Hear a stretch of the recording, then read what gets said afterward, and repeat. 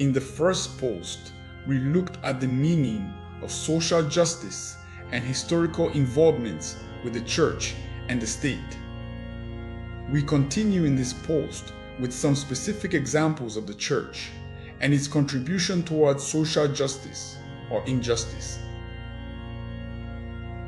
Apartheid, the church, and the struggle against apartheid.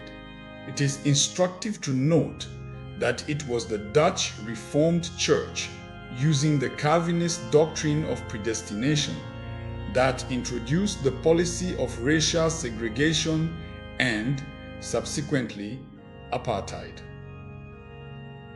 The Dutch Reformed Church subsequently became the church for the ruling National Party.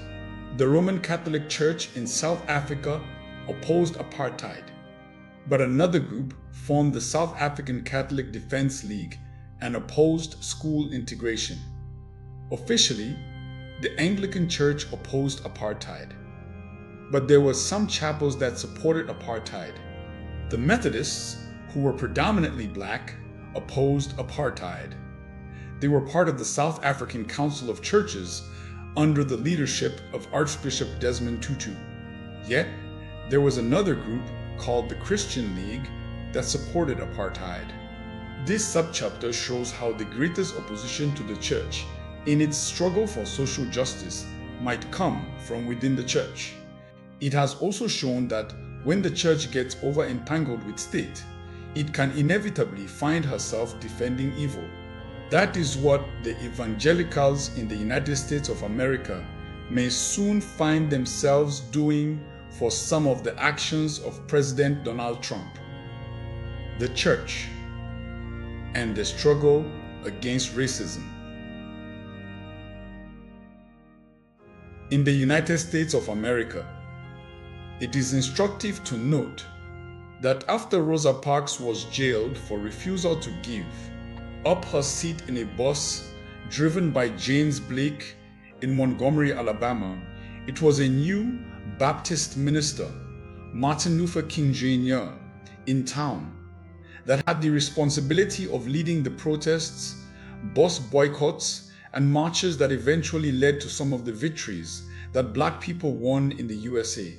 Sometimes, the struggle for social justice reaches a boiling point and accidental leaders would emerge. They are forced by what is confronting them to stand erect and act. Sometimes, success in ministry is not in sermons preached, but changes that we cause to create social justice. Sometimes, the success of ministry is not in big congregations and cathedrals in the midst of social rot and gross social injustice. Someone rightly said that the social injustice on ground might just be the mission of the missionary. Saint Teresa. Mary found social injustice in India and set out, in her little way, to ameliorate the pains and suffering of the poor in the streets of Calcutta. It earned her the Nobel Peace Prize and global recognition and acceptance in a predominantly Buddhist nation. The complicity of the church and the Rwandan genocide. The Belgian government used the Catholic Church as an agent of divide and rule in Rwanda. The church aligned with the minority, Tutsis, against the majority, Hutus. The church was so powerful that the leaders claimed they were ruling in the name of the Lord. Whoever the church favored was favored. Catholic priests occupied government positions then in Rwanda. When the Tutsis wanted to establish a communist state in Rwanda, the church turned against them and aligned with the Hutus.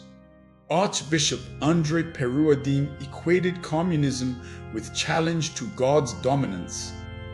People were taught in church that Tutsis were demons.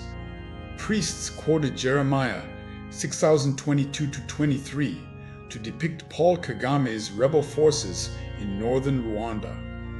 When the aircraft carrying the Rwandan president was shot down by rebels, it gave the Hutus, his tribesmen, an opportunity to kill Tutsis. A Catholic priest got a bulldozer to collapse a church over Tutsis, taking refuge in the church. Those who did not die were slaughtered by the priests and church fellows. Catholic nuns were seen macheting Tutsis. A total of about 800,000 Tutsis were massacred under close supervision by Catholic priests and Hutus. They had done massive importation of machetes some months before the genocide. On Sunday, 20th of November 2016, the Roman Catholic Church had to offer an official apology for her role in the Rwandan genocide. Never allow tribalism, religious bigotry, and denominational indoctrination replace the compass of the Christian faith from your heart. Thou shalt love the Lord your God with all your heart and all your might. Cardinal sin and the fight against corruption in the Philippines. Cardinal Jaime Sin, 1928-2005, was the Archbishop of Manila, the capital of Philippines, during the reign of Ferdinand and Imelda Marcos. Ferdinand Marcos ruled by martial law and was extremely corrupt.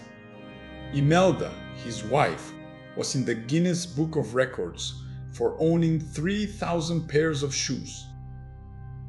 It would take her 10 years to wear a different shoe daily. An opposition leader, Benigno Aquino Jr., was assassinated on his return to the country. These and other factors prompted a moderate Cardinal Sin to call out his members for massive peaceful protests. Nuns with rosaries singing hymns surrounded the army headquarters. At a point, military officers joined the protest.